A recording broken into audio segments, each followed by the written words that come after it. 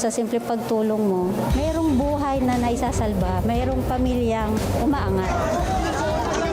The Senate is now constituted. At ito ang mismong Chinese Coast Guard na Napakinggan ni PBBM. 6 na milyong balotang gagamitin sa A to Z. Kumpleto tayo.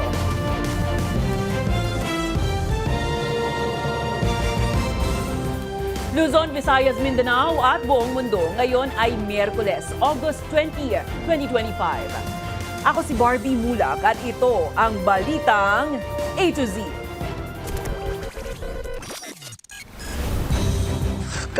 Walang ginawa, kahit isang araw hindi nagtrabaho, wala kang makita, puntahan ninyo, wala kayong makita kahit na ano. 55 million pesos na river wall project sa Baliwag, Bulacan. Mistulang multo. PBBM dismayado. Onsehan sa iligal na droga. Itinuturong motibo ng pamamaril ng riding in tandem sa Maynila. 2 suspect arestado. Pastor Apollo Kibuloy, hiniling na ng Amerika na ipa-extradite. Bagong features ng mga balota sa BARM elections para sa mga hirap sa pagboto, ipinasilip. Sa showbiz, Julia Montes, producer na rin sa top-rating action drama series na FPJ's Batang Quiapo, kasama si Coco Martin. At SB19 fandom na 18. Muling tinalo ang iba pang big-time international fandoms. Magandang gabi pambungad sa ating newscast. Formal nang hiningi ng United States of America ang kustodiya sa televangelist at self-proclaimed Son of God na si Apollo Kibuloy.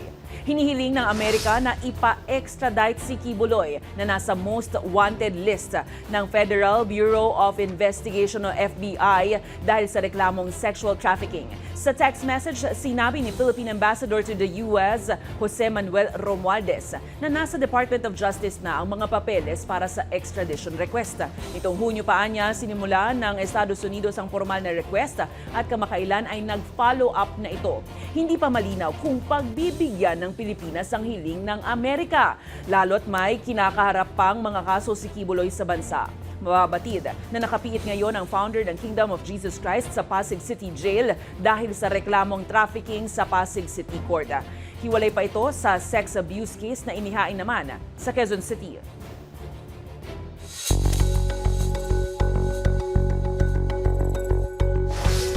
Galit na si Pangulong Marcos matapos tumambad sa kanyang inspeksyon ngayong August 20 ang isang ghost project sa Bulacan.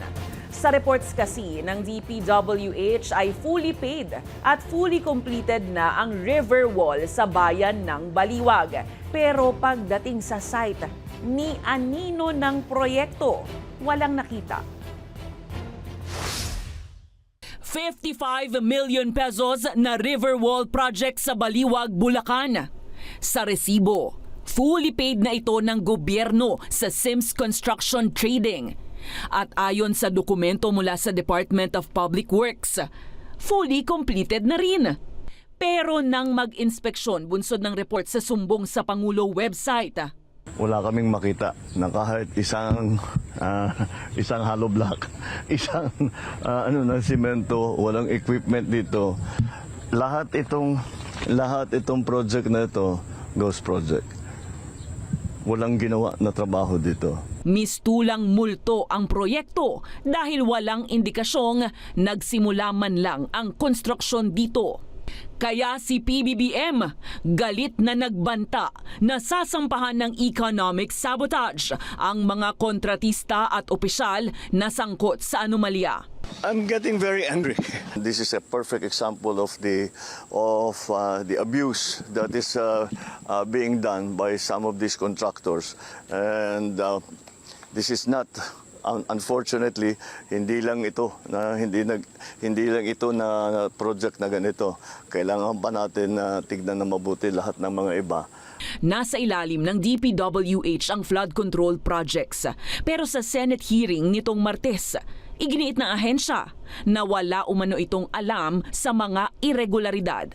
Bagay na para sa isang kongresista ay napaka-imposible at mahirap paniwalaan. For all of this to happen on such a scale,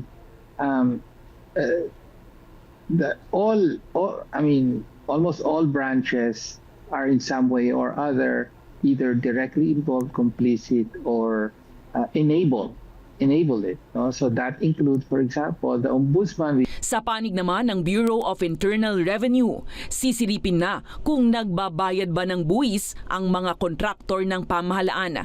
Partikular, ang top 15 na naka-corner ng 100 billion pesos na projects nationwide. Hihingi rin tayo ng mga dokumento patungkol dyan sa mga proyekto na yan at para makita natin talaga at mabusisi kung kamusta ba ang naging tax compliance ng mga contractors ito. Nagsasagawa na rin ng investigasyon ang Commission on Audit sa mga ghost, incomplete at substandard na mga proyekto.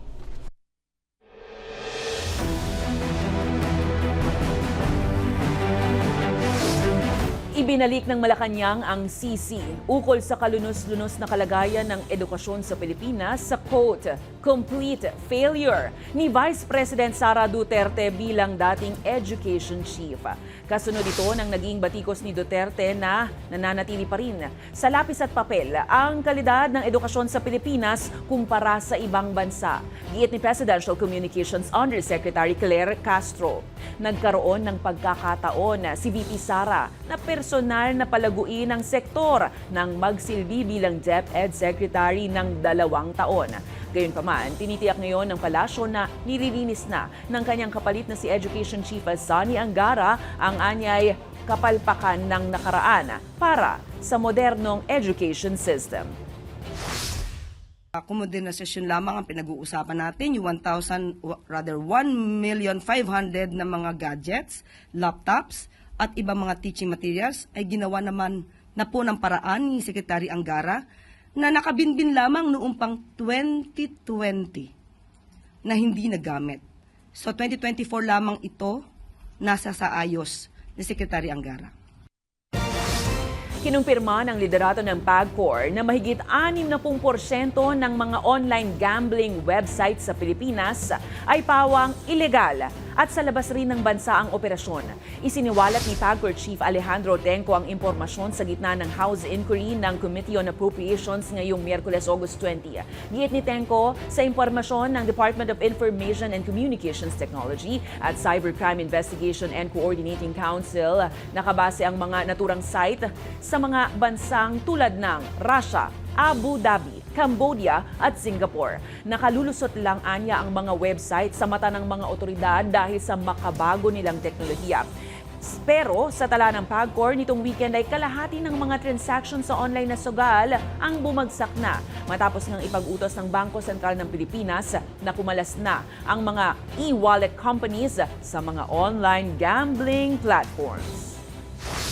Doon po sa kumulang na 70 may lisensya sa PAGCOR ng online gaming, regulated po sila at sumusunod sa mga patakaran tulad ng pagsusugal lamang ng 21 taong gulang or higit pa. Pero doon po sa illegal gaming or illegal operators ay nakapagsusugal sino man.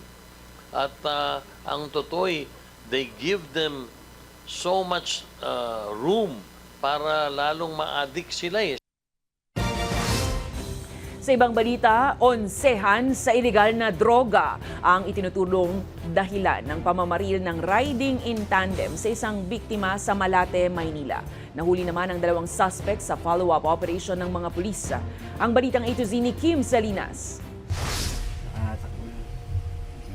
Pumutok pa. Ito ang video ng gunman na pasakay ng motorsiklo bago puntahan ang biktima sa bahay nito sa Gonzalo Street sa Malate, Maynila noong Sabado, August 16. Nakunan pa ng video ang gunman ng paputukan ng baril ang biktima. Dahilan para mapasugod ang mga pulis sa lugar. May tama siya sa kaliwang panga at sa dibdib. Fortunately, nabuhay siya. So, it is malaking breakthrough. Kinilala ang mga suspect na sina alias Edwin at alias Hero. Ayon sa investigador, onsehan sa droga ang motibo sa pamamaril. Sa follow-up operation, unang naaresto ang driver sa isang e-bingo outlet sa Maynila, Lunes ng hapon. He asserted kung saan nakatira yung gunner. Also, we have recovered yung gun, yung mismong baril na ginamit dun sa incident, which is a 9mm pistol. Nahuli naman ang gunman sa pinagtataguan nito sa barangay Kupang sa Antipolo City. Na-inquest na ang dalawang suspect Miyerkules ng hapon sa Manila Regional Trial Court sa kasong prostrated murder at illegal possession of firearms. Nang tanungin ang mga suspect sa krimen, No comment po, sir. No comment, sir. ayon sa pulisya, hinulog ng mga suspect ang ginamit na motor sa ilog ng San Juan pero na-recover ito sa tulong ng PNP Maritime Group. Napag-alamang marami ng criminal records ang dalawang suspect. Meron silang previous cases like attempted homicide, robbery, and illegal possession of firearms. Tukoy na rin ng mga pulis ang nag-utos sa pamamaril base sa interrogation sa mga suspect. Para sa Balitang A to Z, Kim Salinas.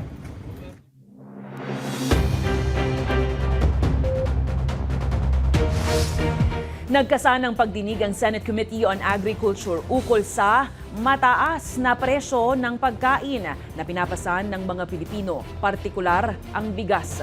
Ayon sa mga senador, hindi na makaangat ang local rice farmers dahil sa pagbaha ng imported na bigas sa merkado. Si Ace Cruz may balitang A to Z.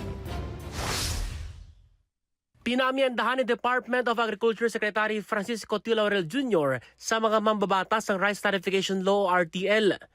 Yan ang mungkahi ng kalihim sa pagdinig ng Senate Committee on Agriculture ukol sa mataas na presyo ng pagkain sa bansa. The RTL does not reform the rice industry. It threatens to kill it. Sa ilalim ng RTL, inalis ang limitasyon sa importasyon ng bigas pero pinapatawan ito ng taripa. Layunin nitong mapababa ang presyo ng bigas sa pamamagitan ng pagpasok ng mas maraming supply pero ayon sa DA, hindi ito ang naging epekto. It has faltered. By fully liberalizing rice imports, it unintentionally undermined the Department of Agriculture and the NFA, stripping us of the ability to intervene and protect this most vital of commodities. Ayon kay Senador Kiko Pangilinan, chairperson ng Committee on Agriculture, dahil sa batas ay tuluyan ng umasang bansa sa pag-import ng bigas sa halip na matulungan ang mga magsasaka.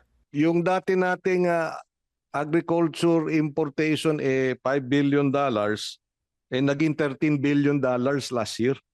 So ibig sabihin na halos times 3 ang ating agri-imports. Ayon sa DA, kailangan maglaan ng investment sa irigasyon at teknolohiya para umangat ang local rice farmers.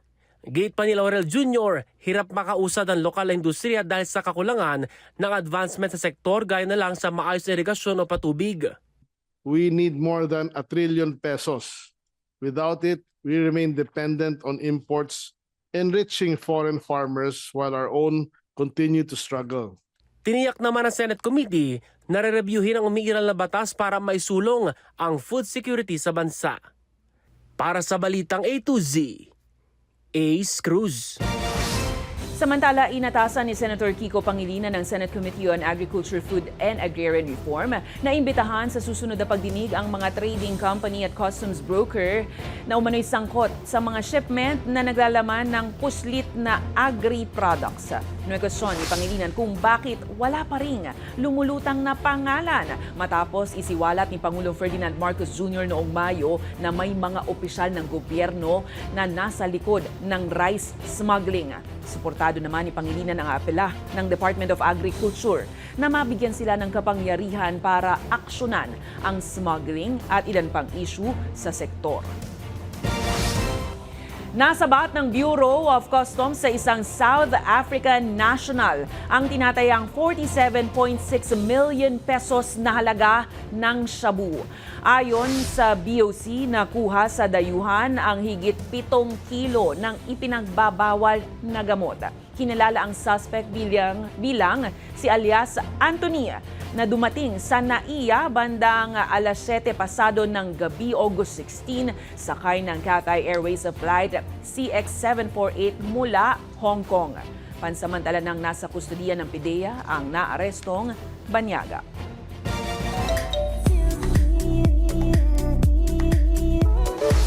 Road to recovery na ang kapamilya actress na si Maris Racal matapos itong sumailalim sa isang surgery sa kanyang appendix.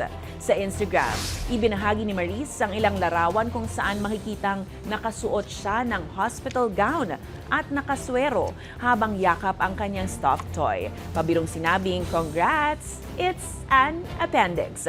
Pinasalamatan naman niya ang medical workers na umasikaso sa kanya maging ang nakababatang kapatid na matsagang nag-alaga. Nagpaabot naman ng get well soon messages ang fans at ilang kasamahan sa industriya ni Maris. Susunod, bagong features ng mga balota para sa BARM elections para sa mga hirap sa pagboto, ipinasilip. At sa palakasan, Filipina tennis star Alex Ayala, kumpirmado ng sasabak sa US Open. Abangan ang kumpletong ulat sa pagbabalik ng Balitang A to Z.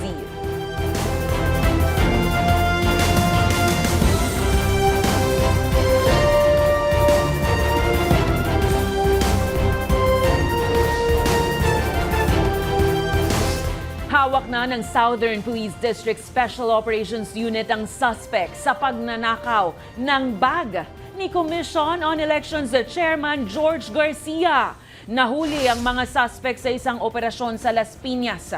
Ninakawan si COMELEC Chairman Garcia habang kumakain sa isang restaurant sa Pasay City tanghali kahapon August 19. Naglalaman ng kanyang bag ng 12,000 pesos, cellphone at mga ID. 2 buwan bago ang kauna-unahang BARM elections. Nakatakda ng simula ng pag-iimprenta sa mga balotang gagamitin sa final testing and sealing. Ipinasilip din ang itsura ng mga balota na may bagong features para sa mga medyo hirap sa pagboto. Ang Balitang A to Z ni Naomi Almojano.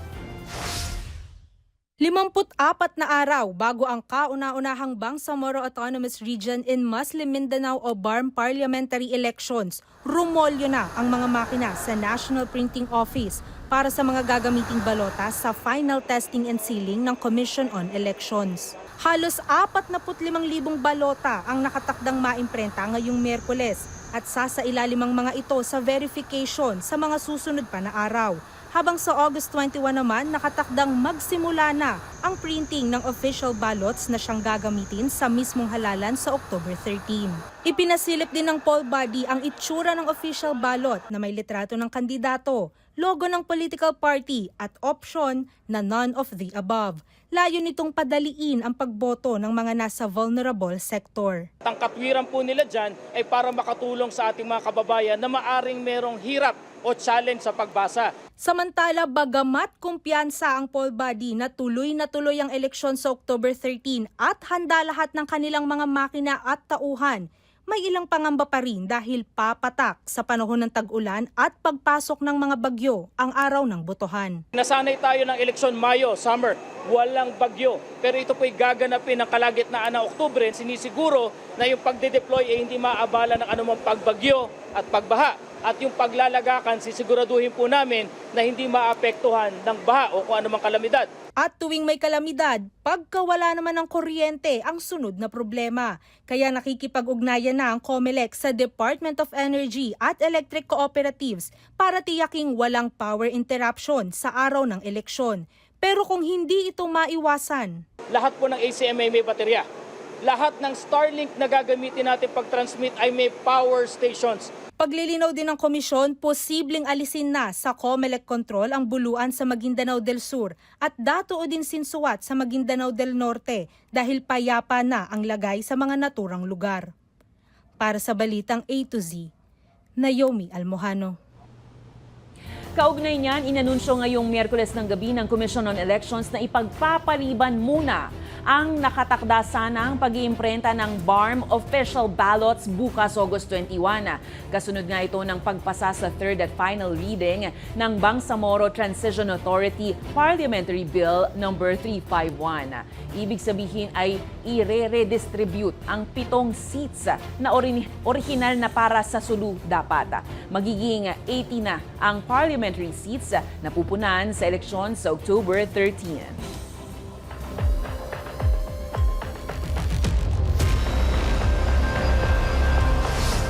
Iginiit ni International Criminal Court Prosecutor Karim Khan na walang anumang dahilan para matanggal siya sa pagdinig sa kaso ni dating Pangulong Rodrigo Roa Duterte. Sa sulat ni Khan sa ICC Pre-Trial Chamber 1, kinontra niya ang hiling ng kampo ni Digong na ma-disqualify sa kaso.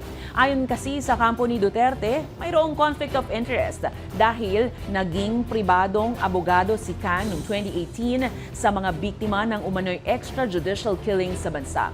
Pero giit ni Khan, nananatili sa investigation phase ang ICC case at anyay dapat presumed ang impartiality ng isang prosecutor. Magugunitang nitong Mayo ay pansamantalang nag-leave si Khan bilang prosecutor sa harap yan ng hiwalay na alegasyon ng sexual misconduct. Isinagawa na sa Manila Regional Trial Court Branch 5-1 ang pre-trial hearing o paunang paglilitis sa kasong multiple murder ni ex-Representative Arnie Teves Jr. Kaugnay ito ng pagpatay kay dating Negros Oriental Governor Roel Degamo March 2023. Naharap si Teves sa kasong murder, attempted murder at frustrated murder. Dumalo si Teves sa pagdinig sa pamamagitan ng video teleconferencing. Nakatakda naman ang susunod na pagdinig sa September 5. Kinumpirma ng Malacanang na ang pagbibitiw ni National Bureau of Investigation Chief Jaime Santiago ay for acceptance na o aaprubahan na. Ayon kay Palace Undersecretary Claire Castro, hindi pa niya nalalaman kung kinausap na ni President Ferdinand Marcos Jr. si Santiago matapos ang kanyang surpresang pagbibitiw nitong weekend. Una nang inihayag ni Santiago ang irrevocable resignation dahil sa umano'y mga hakbang na sirain ang kanyang reputasyon. Sa kabila ng pag-alis ni Santiago, tiniyak ng palasyo na magpapatuloy ang investigasyon ng NBI, partikular na sa kaso ng mga nawawalang sabungero. Marami naman pong mga tao pa rin po na may kredibilidad at maaasahan at mapagkakatiwalaan.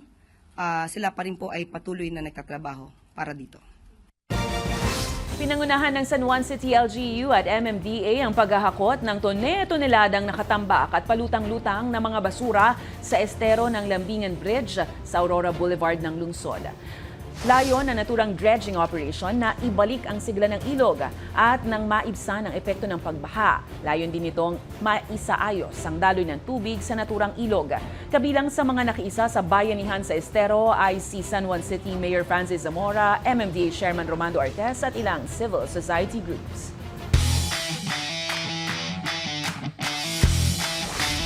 Kumpirmado ng kasali si Filipina tennis star Alex Ayala sa US Open na magsisimula sa August 24. Sa pinakahuling post ng Rafa Nadal Academy, kasama si Alex sa itinampok na larawan ng mga pro players na nagsasanay sa Mallorca para sa US Open at tutungo nga sa New York para sa huling Grand Slam ng taon. Ito ang unang pagbabalik sa tennis ni Ayala matapos ma-sideline dahil sa injury sa balikat nung Canada Open. Ito rin ang unang pagkakataon na mapasama si Ayala sa main draw ng Women's Division ng US Open.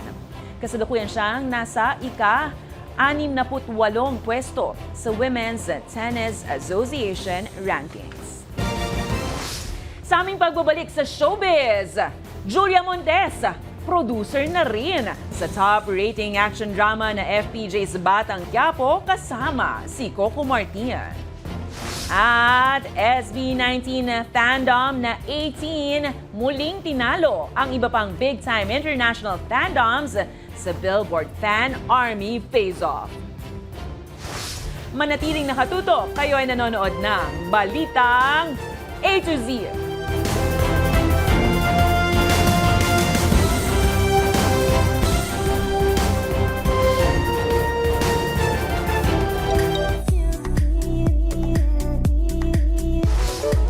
From actress, producer na rin si Julia Montes sa top-rating action drama series na FPJ's Batang Quiapo, Kagaya at kasama ni Coco Martin.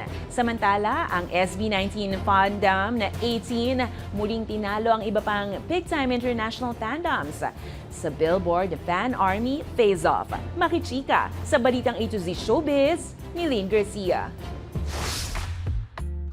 Coco Jewel in Batang Quiapo. Sorpresa ang pag-appear ng pangalan ni Julia Montes sa top rating series na FPJ's Batang Quiapo ni primetime king Coco Martin.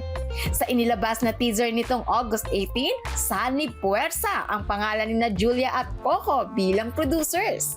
Maraming fans ang excited lalo na't mas nagiging mainit ang mga eksena gabi-gabi. Nitong August 19, pumalo sa mahigit 1 milyon ang online viewers sa muling paghaharap ni Tanggol at Rigor. Pagkaupo ko, aayusin ko ang buong kapulisan ng Maynila. Tatanggalin ko lahat ng skanwag! Yan! At ikaw, ang uunahin ko! Mapapanood ang FPJ's Batang Quiapo gabi-gabi dito sa A to Z. Muling pinatunayan ng 18s ang kanilang matinding suporta at pagmamahal sa SB19 matapos magwagi sa Billboard Fan Army Face Off 2025. Ikatlong sunod na taon ng wagi ang fandom ng P-Pop Kings. Nakakuha ng 18 ng mahigit 60% ng boto sa final round habang nakakuha naman ng Selenators ni Selena Gomez ng 39.9%. Nakatunggali rin ng 18 ang iba pang sikat na fandoms ni na Ariana Grande, Billie Eilish, Blackpink, BTS, Justin Bieber, Dua Lipa, Taylor Swift, Sabrina Carpenter at marami pang iba. Unang sumabak ang 18 sa Billboard Fan Army Face Off noong 2023 kung saan natalo nila ang Carats na fandom ng K-pop superstars na 17. Congratulations, 18s! Para sa balitang A to Z Showbiz, Lane Garcia. Kung kayo ay may kwentong kakaiba, mga kwento ng pag-ibig o storya ng inspirasyon at pag-asa, maaari itong ibahagi. Sumali sa ating Facebook group na Balitang A to Z. Panoorin ang replay ng ating programa at sundan ang ating social media pages. Hanapin ang Balitang A to Z. Ang ating pabaong quote of the night ngayong gabi ay mula sa yumaong lider ng simbahang Katolika na si Pope Francis. Ang sabi niya, ang laban kontra sa mga anomalya ay hindi lamang ukol sa pagtitipid ng pera, kundi ito'y para iligtas ang mismong demokrasya ng buong lipunan. At yan po ang mga balita at impormasyon, mga kwentong may dalang inspirasyon na tinutukan ng Balitang A to Z. Ako si Barbie Mulak. Maging maalam, makialam. Magandang gabi sa iyo, Pilipinas.